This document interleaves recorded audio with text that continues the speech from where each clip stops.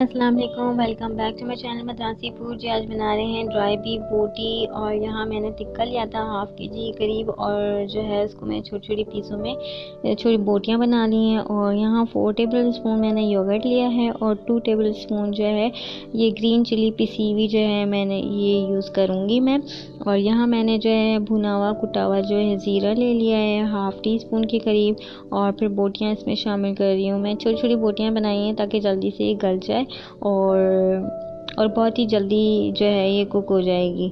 तो यहाँ पर मैंने योगर्ट ऐड कर दिया है। यहाँ पर 4 टेबल स्पून के करीब योगर्ट है और 2 tablespoon green chilli add किए पिसी हुई, मोटी मोटी थोड़ी पिसी हुई हैं ये, वो ऐड किए। आप चाहें तो आप स्किप भी कर सकते हैं, आप रेड चिली ऐड कर सकते हैं अगर आपको ग्रीन चिली नहीं डालनी तो। अब यहाँ जो है हाफ़ टी स्पून के करीब मैंने हल्दी शामिल की है, हाफ़ टी स्पून के करीब जो है ब्लैक पेपर शामिल किया है, 1 टीस्पून जो है जिंजर गार्लिक पेस्ट ऐड करेंगे,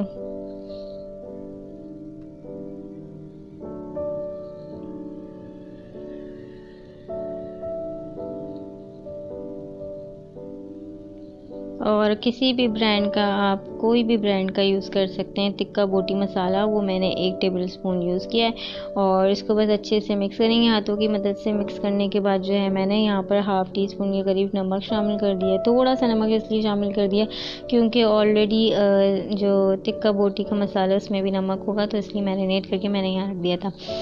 अब 2 बिग सर्विंग स्पून ऑयल के डाले और जो बोटी का मिक्सचर था वो मैंने सारा इसमें ऐड किया और 2 कप के करीब पानी शामिल किया और इसको इतना पका लिया कि इसका जो है पानी खुद ही खुश्क हो जाएगा। ऑयल जो है ऊपर आ गया थोड़ा सा, जैसे कि आपको दिख रहा हो ऑयल थोड़ा सा ऊपर आ गया। और डिश रेडी हो गई है। मुझे उम्मीद है आपको रेसिपी पसंद आएगी।